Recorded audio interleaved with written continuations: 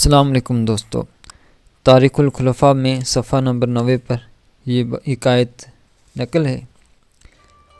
مصر کا دریائے نیل ہر سال خشک ہو جاتا تھا اور اس وقت تک جب تک ایک خوبصورت کنواری لڑکی کو اس دریا کے بیٹ نہ چڑھا لیا جاتا، اسی طرح خشک رہتا اور جاری نہ ہوتا، حتیٰ کہ حضرت عمر رضی اللہ تعالیٰ عنہ کے دور خلافت میں مصر فتح ہوا اور حضرت عمرو بن عاص رضی اللہ تعالیٰ عنہ وہاں کے گورنر مقرر ہوئے۔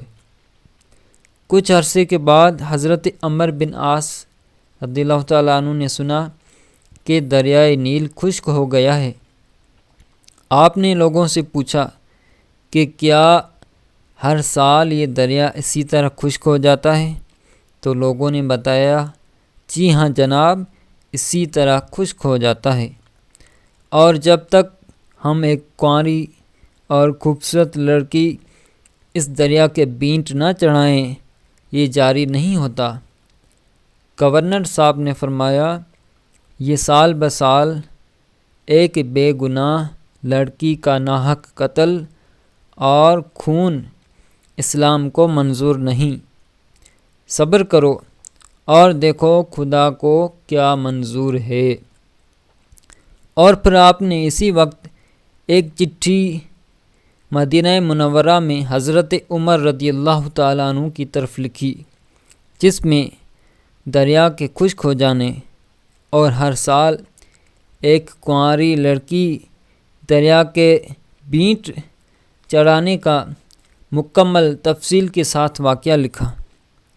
ان کا یہ خط جب حضرت فاروق اعظم رضی اللہ تعالیٰ عنہ کی خدمت میں پہنچا اور آپ نے کیفیت معلوم کی تو اسی وقت آپ نے ایک خط دریا کے نام اور ایک خط گورنر کے نام لکھا۔ جو خط دریا کے نام لکھا اس کا مضمون اور ترجمہ یہ ہے،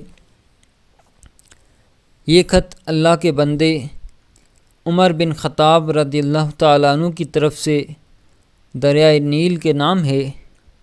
اے دریا، اگر تو خدا کے حکم سے بہتا تھا تو ہم اب بھی خدا ہی سے تیرا جاری ہونا مانگتے ہیں، اور اگر تو اپنی مرضی سے بہتا ہے اور اپنی ہی مرضی سے رک جاتا ہے تو ہمیں تیری کوئی پرواہ نہیں اور تیری کوئی ضرورت نہیں۔ پھر حضرت عمر رضی اللہ تعالیٰ عنہ نے گورنر مصر کے نام یہ حکم نامہ لکھا کہ بجائے کسی لڑکی کے میرا یہ خط دریا کے اندر خشک ریت میں جا کر ڈال دینا۔ امیر المومنین کا یہ انوکھا ارشاد سن کر سارے مصر میں دھوم مچ گئی۔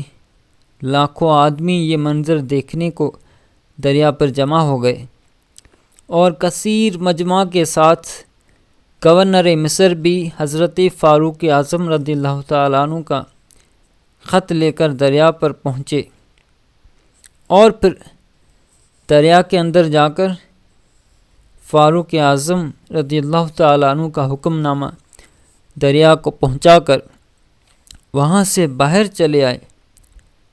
چند لمحوں کے بعد دریائے نیل خود بخود اس زور اور شور سے جاری ہوا کہ کبھی بیٹ لے کر بھی ایسا جاری نہ ہوا کرتا تھا، اور ہر سال سے اس سال 6 گز پانی زیادہ اونچا آیا۔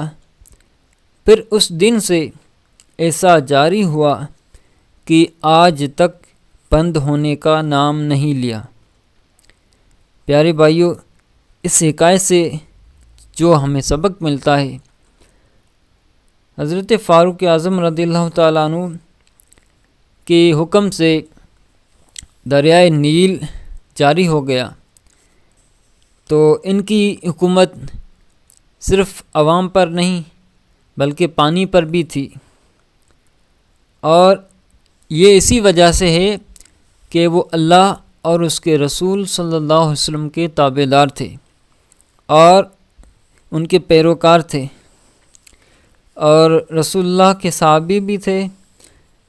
تو پیارے بھائیوں، یہی سبق ہمیں اس سے ملتا ہے کہ ہم بھی اللہ اور اس کے رسول کے اگر پیروکار بن جائیں اور ان کے عاشق بن جائیں تو ان مقام پر تو ہم نہیں پہنچ سکتے، لیکن ہماری دنیا اور آخرت سنور جائے گی۔